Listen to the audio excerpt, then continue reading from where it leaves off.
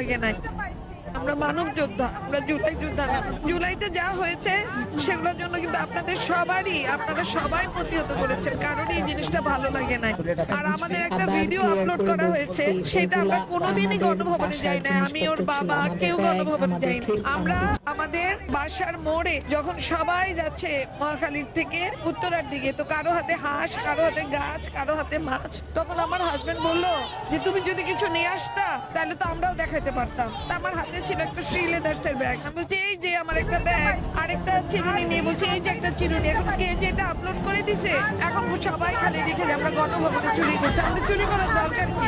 চুরি করলে কি কেউ একটা এতটুকু ব্যাগ চুরি আবার করে? ক্লিয়ার করে প্লাস্টিকের বলছি, চিরুনি চুরি ওগুলা করে? আমাদের দামি দামি জিনিস বাসার চুরি করবো, জিনিসপত্র ওইটুকু ছিল, কেন আমাদের চুরি ব্যাগ, করবো? তো আমাদের আমরা এগুলো ক্ষেত, করি আমাদের নাই। আমাদের একটা নিজেদের মধ্যে আমরা সবাই মজা করছিলাম, আমরাও মজা করছিলাম, মানুষের মজা দেখি। তা আপনারা যদি এই সম্বন্ধে কারো কোনো ভুল ধারণা থেকে থাকে, আমি প্রকাশ্যে বলে দিলাম এই ছিল ঘটনাটা। আর আমাদেরকে আপনারা অনেক ভালোবেসে, যে ভালোবাসা দিয়েছেন কারিনাকে, আপনারা সারা জীবন যতদিন কারিনা তার কাজের মধ্যে বেঁচে থাকবে, কারিনার জন্য দোয়া করবেন, কারিনার জন্য দোয়া করবেন।